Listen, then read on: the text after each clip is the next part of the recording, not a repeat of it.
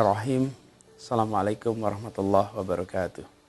In the name of Allah, the most beneficent and the most merciful.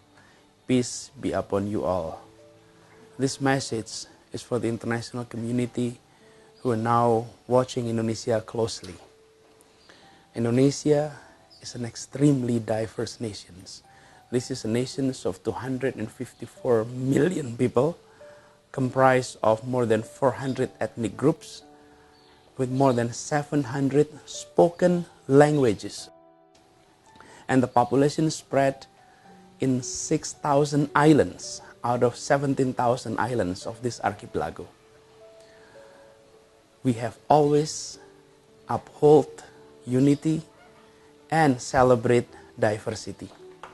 This is a nation where you find union and unity, where in many countries you often find the presence of union in the absence of unity.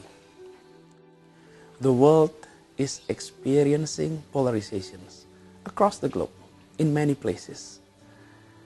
And our challenge today is to continue celebrating diversity while maintaining unity. Recently, the world is watching Indonesia because of the blasphemy case.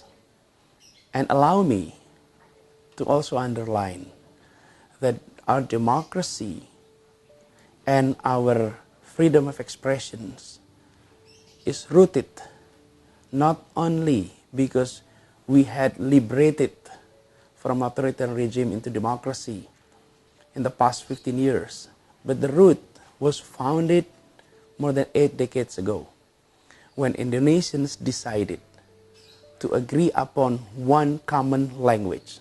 And that one common language was not the language of the largest ethnic groups. Instead, it was the language of the small ethnic groups. Yet everyone agreed. More than 700 spoken languages, more than 400 ethnic groups agreed on one common language. And that common language became the glue of the nations. And on top of that, we agree that everyone is equal before the law, and that everyone have equal opportunity in this country. Aristocracy was abandoned, even though the founders of the republic were the children of the aristocrats.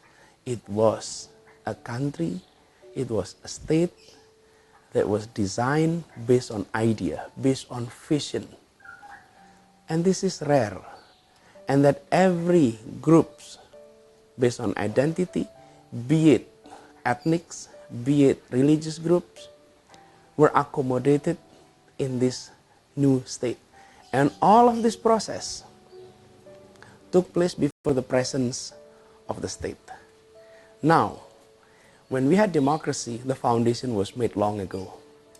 And today, what we are seeing is an aspiration channeled through peaceful means, demanding that the blasphemy case is being processed in a due process in the court, respecting law enforcement, respecting rule of law. Democracy in the absence of rule of law will create chaos. On the other hand, democracy with rule of law, it will strengthen each other. And that's what Indonesia is undergoing. There is no threat to diversity. There is no threat to unity. What we have today is a legal case that needs to be processed through proper law enforcement in a professional way.